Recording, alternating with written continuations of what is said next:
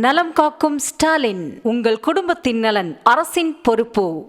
கடந்த 3 நாட்களாக பெய்த கனமழை காரணமாக ராணிப்பேட்டை மாவட்டம் வாலஜாப்பேட்டை அருகே 6 கிராமத்தில் சுமார் 350 ஏக்கரில் பயிரிடப்பட்டு அறுவடைக்கு தயாராக இருந்த நெற்பயிர்கள் நீரில் மூழ்கி சேதமடைந்ததாக விவசாயிகள் வேதனை தெரிவித்தனர். கூடுதல் விவரங்களோடு இணைகிறார் செய்தியாளர் அருளரசன். வணக்கம் அருளரசன், விவரங்கள். நிச்சயமாக சுபா. வாலாஜாப்பேட்டை அருகே 6 கிராமத்தில் அறுவடைக்கு தயாராக இருந்த சுமார் 350 ஏக்கர் பரப்பளவு கொண்ட நெற்பயிர்கள் 3 நாட்களாக பெய்து வரும் கனமழையின் காரணமாக நீரில் மூழ்கி சேதமடைந்து காணப்படுவதோடு எங்களுக்கு ஒரு துக்க நிகழ்வாக இன்று உள்ளதாக விவசாயிகள் வேதனை தெரிவிக்கின்றனர். ராணிப்பேட்டை மாவட்டத்தில் பொறுத்தவரை கடந்த சில நாட்களாக இடைவிடாமல் கனமழை பெய்து வருகிறது.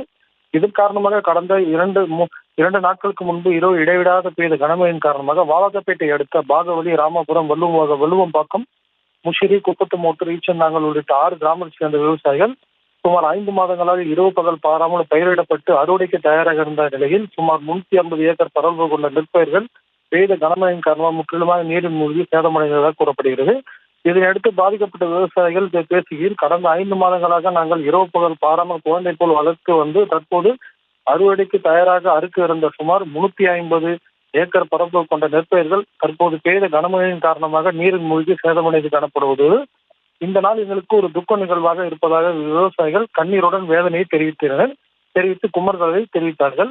மேலும் இது சம்பந்தமாக சேதமடைந்து காணப்படும் நெற்பயிர்களை இதுநாள் வரை அரசு அதிகாரிகள் யாரும் கம்பளத்திற்கு விரைந்து வந்து பார்வையிடாமல் உள்ளார்கள் எனவும், எனவே மாவட்ட நிர்வாகம் உரிய நடவடிக்கை மேற்கொண்டு பாதிக்கப்பட்ட 6 கிராம சேர்ந்த விவசாயிகளுக்கு உரிய நிவாரண ஏற்படுவுடனே வழங்க நடவடிக்கை மேற்கொள்ள வேண்டும் என கோரிக்கை விடுத்தனர். இதே போன்ற மாவட்டத்தில் பல்வேறு இடங்களில் கிராமங்கள் நெற்பயிர்கள் நீரில் மூழ்கி சேதமடைந்து காணப்படுவது என்பது குறிப்பிடத்தக்கது.